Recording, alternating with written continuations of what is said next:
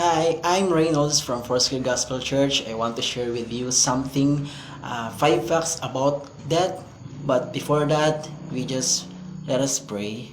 Father God in heaven, Lord, we thank you in this evening, Lord God. We thank you so much for the life you gave us, Lord God. And we thank you and honor you, Lord God, in this message that are part in our life, Lord God. In Jesus' name, amen and amen. Okay, come on, just open your Bible in the book of Hebrew chapter 9 verse 27. It says, in just as it appointed for man to die once, and after that comes judgment. But before proceeding our topics, I just have a question for us. Are we afraid or dying or not? Maybe there are many afraid or dying or dead. Can we avoid death, or who can avoid it? According to our verse that was read, what is judgment? Judgment is the ability to make considered decisions or come to sensible conclusions. So what is judge? Judge, one who makes judgments and is a person who presides over court. It means that if you are found guilty, you will be imprisoned for life. But if you are not guilty, you may be saved from the sentence or death. So what are the 5 facts about death? Okay, first, it is appointed. Okay, again, it is appointed. Death is unavoidable. We have birth control, a pregnancy control. You have to take medicine like pills to prevent a woman from getting pregnant, but not death control. Okay, again, but not death control. We cannot avoid death. We all cannot escape from it. Each of us will experience it.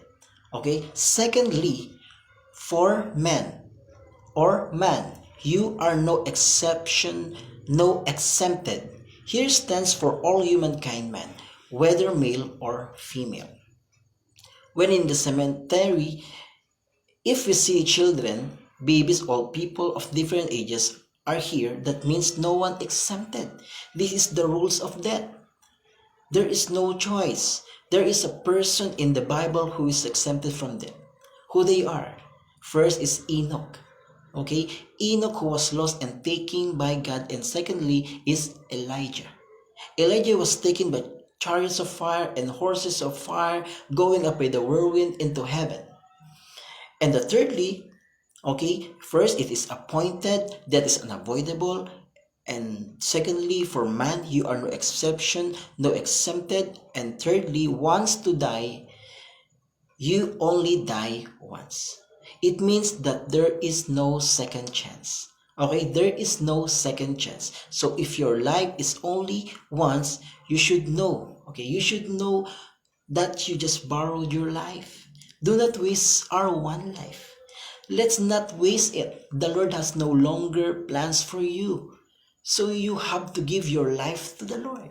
Okay? Give your life to the Lord and surrender everything to the Lord. And fourthly, and after that, death is not the end. And after that, okay, it is appointed for man wants to die. And after that, okay, and after that, death is not the end. Okay, the Lord did not say that once you die, you will be judged immediately. But once to die, and after this, it means that this is not the end.